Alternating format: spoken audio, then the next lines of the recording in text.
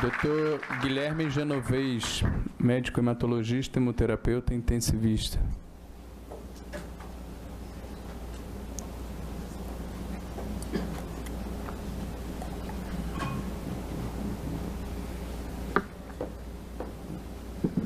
Boa tarde a todos. Cumprimento o Ministério Público pelo evento.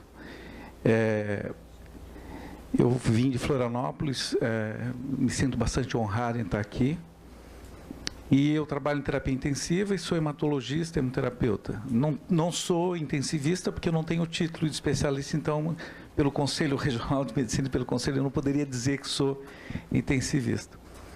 Mas a questão do sangue é uma questão bastante complexa e eu acho que é importante a gente entender algumas coisas antes de a gente aprofundar a discussão.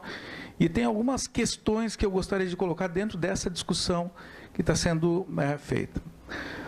O sangue, na realidade, ele possui uma capacidade, a hemoglobina possui uma capacidade que nenhuma outra proteína tem, que é pegar o oxigênio do pulmão e distribuir pelos tecidos. É isso que ela faz. Isso é muito difícil de se fazer, se tentou desenvolver perfluorocarbonos para fazer isso. E no começo do século anterior, eles começaram a fazer transfusão de sangue e os resultados foi tudo bacana, parecia que estava tudo resolvido. Até em 60 descobri que a hepatite B era transmitida, a gente chamava de antígeno na Austrália, era transmitida pela transfusão de sangue. E fomos atropelados na década de 80 pela AIDS, que foi uma grande de uma tragédia. E a gente teve no Brasil a sorte de um grupo de pessoas propor uma reforma sanitária com a criação do Sistema Único de Saúde, que culminou com a Constituição de 88. E com a vinda dessa Constituição, o sangue deixou de ser um negócio em que as pessoas ganhavam dinheiro fazendo transfusão de sangue. Quanto mais transfusão se fazia, mais esse dinheiro se ganhava. E o governo e o Sistema Único de Saúde tomou uma decisão de trazer para si essa responsabilidade, já que a conta da transmissão de doença passaria a ser do próprio governo. Socializa-se o prejuízo e privatiza-se o lucro, a lógica. Bom, com isso se criou a mudança na Constituição brasileira, houve várias lutas dos bancos de sangue privados em relação a evitar que isso fosse regulamentado. Em 2001 foi... A regulamentação saiu através da Lei 10.205, né, que vai regulamentar o parágrafo 9 do artigo 199 da Constituição Federal. E o sangue passa a ser uma política forte de Estado. Hoje o Brasil, e eu fui anterior ao Dr. João Bacra, coordenador de sangue, o Brasil hoje possui um dos melhores sangues do mundo, em nível de qualidade, não nega nada, graças ao movimento sanitário da década de 80. Bom, mas o que acontece? Já no final da década de 90, porque assim, a maior parte das indicações de transfusão de sangue, elas são emocionais. E eu concordo com o colega que falou primeiro, representante da Testemunhas de Jeová, de que existe um caráter discriminatório. Eu trabalho em UTI, percebo isso, e outro dia me aventei num paciente que tinha um hematoma subdural, que precisava ser drenado, e o neurocirurgião, se ele não autorizar a transfusão de sangue, eu não faço. E em nenhum momento, no tempo todo que eu trabalho em UTI, nunca houve indicação de se fazer transfusão de sangue na drenagem de um hematoma subdural. Não tem. Então, o que foi que começou a acontecer? Alguns autores, o Herbert, no Canadá, ele fez o primeiro estudo chamado TRIC, em que ele começou a observar que porque se dizia o seguinte, bom, os pacientes que tomam sangue morrem mais do que não tomam sangue. Claro, mas morrem porque são pacientes mais graves, por isso foram transfundidos e por isso morreram. E o Herbert usou uma escala que a gente tem na terapia intensiva, que se chama escala de Apache, em que eu consigo parear e fazer com um grupo de pacientes seja exatamente igual ao outro. E ele estabeleceu num grupo, os pacientes receberiam sangue de acordo com as regras vigentes, 10-30, que a gente chama, 10 de hemoglobina, 30 de hematócrito. E o outro grupo, só quando o paciente apresentasse déficit de transporte de oxigênio, que é a indicação formal, racional para a transfusão de sangue, é melhorar o transporte de oxigênio. Quando se vai transfundir e o objetivo não é melhorar o transporte de oxigênio, a transfusão é equivocada, você está fazendo coisa errada. E o Herbert mostrou que o grupo em que havia restrição à transfusão teve uma sobrevida maior, significativamente maior do que o grupo pareado igual que tinha recebido sangue. Então, isso foi publicado no New England e depois na JAMA, e isso criou uma comoção de, pô, peraí, a coisa mais complicada um pouco em relação a isso. E fora isso, saíram vários outros trabalhos.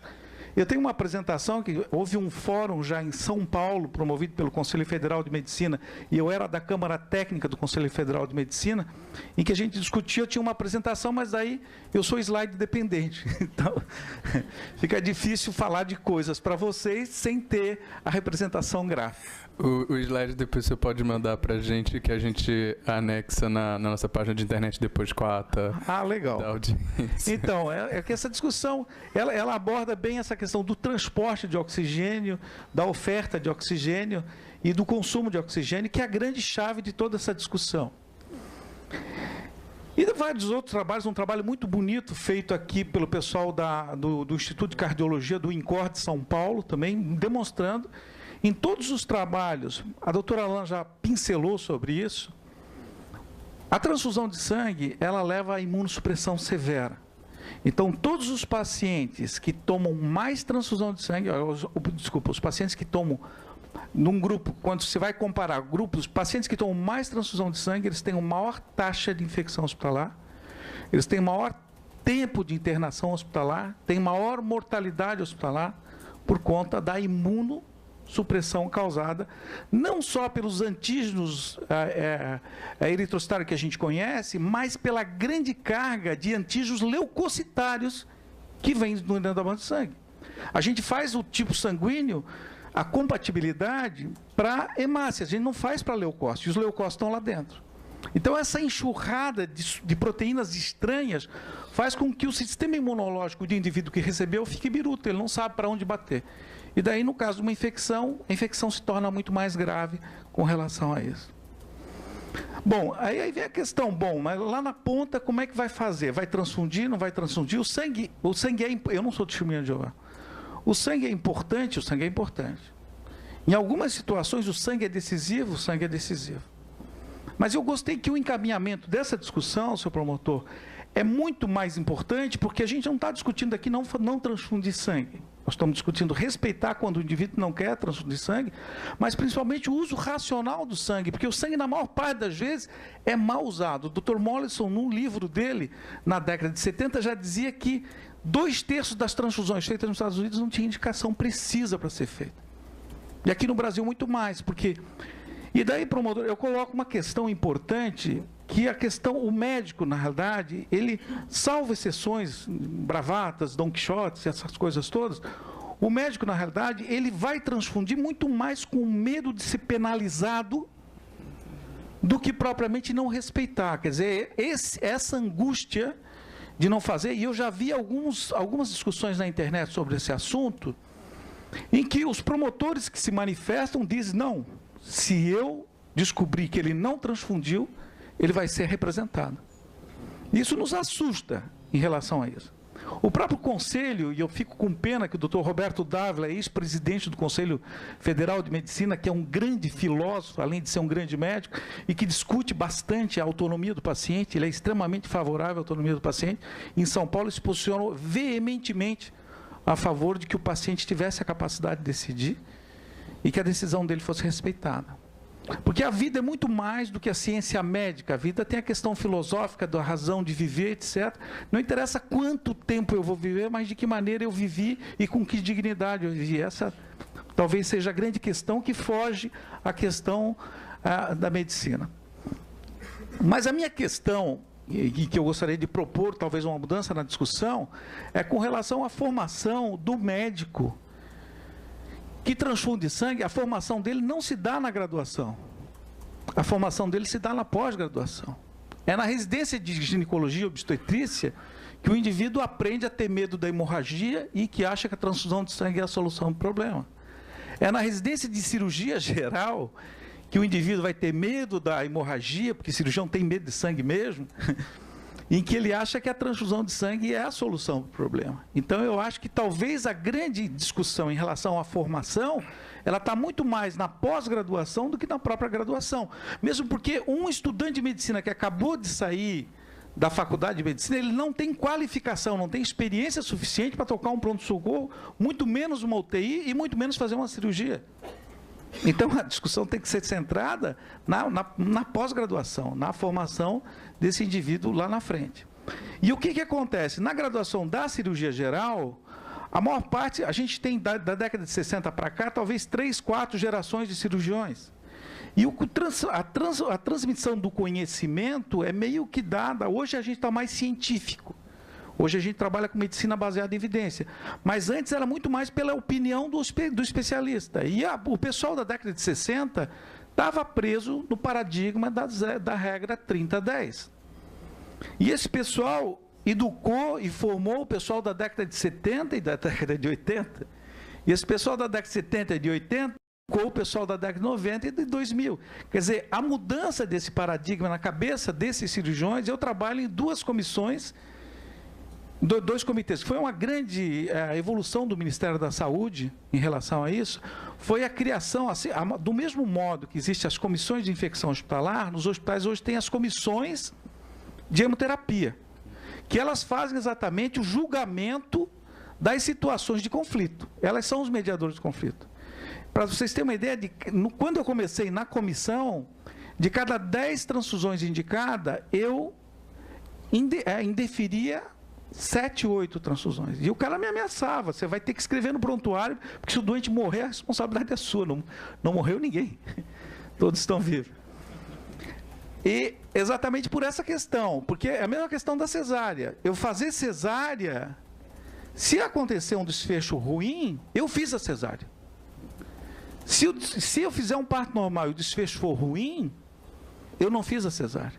E daí eu fico mais vulnerável. Então, se prefere fazer a cesárea, em qualquer espirro.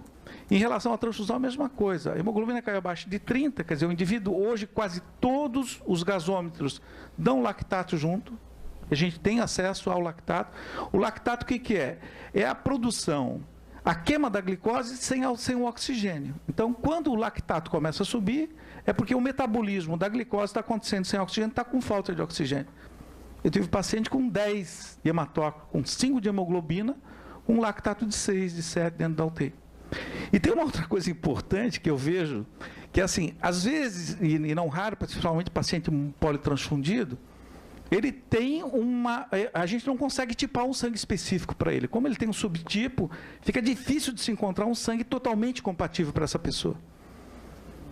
E daí a gente tem que transfundir sangue com compatibilidade parcial. E o hemocentro, da qual eu trabalho, o Hemosc, ele encaminha sangue, vem uma placa assim, sangue incompatível, carimbado na bolsa. E daí se pede para o médico que prescreveu o sangue assinar um termo de responsabilidade, que ele assuma a responsabilidade da transfusão do sangue, que está escrito incompatível. E quase ninguém assina. E daí o paciente não recebe a transfusão. E o desfecho é muito bom, obrigado. E daí eles estão começando a se acostumar com a ideia de que não é a transfusão que vai fazer a diferença na imensa maioria dos casos. Claro que em politraumatizado, com esmagamento de bacia, e situações em que tem uma mortalidade grande e que daí talvez abrisse um espaço para se discutir essa questão, não, mas na maioria dos pacientes são pacientes sépticos, com internação prolongada, que tem uma hemorragia para o laboratório, quer dizer, a coleta de exame todos os dias, 50 ml de sangue, a cada 10 dias vai te depletar em 500, ele já tem uma anemia pela doença, e ele vai se depletar e acaba se repondo sangue. No berçário acontece a mesma coisa. Então, talvez outras coisas que a gente precisava discutir. Mas a minha proposta, talvez, seja de que não adianta levar essa discussão para dentro da graduação de medicina. Não adianta levar essa discussão para dentro da residência de hematologia, porque daí é pregar dentro do seminário. Está todo mundo, hematologista e hemoterapeuta, não gosta de transfusão de sangue. Não é o ponto. Os anestesistas agora já estão começando a prestar atenção na medicina baseada em evidência de que não vai resolver o problema. Então, o que eu acho é que, no âmago dessa questão, é que, primeiro, a questão da divulgação do conhecimento. Segundo, a segurança jurídica do médico na ponta, em saber que ele tem retaguarda e que a decisão dele está respaldada. Porque, dependendo de cada causídico, você vai ter uma interpretação e vai ter uma ameaça a esse médico. Assim como existem médicos Don Quixotes de bravata, existem promotores também que têm essa visão um pouco mais agressiva e que dá essa insegurança. Como que eu vou responder a isso depois? Então, era a minha contribuição. Muito obrigado. Muito obrigado.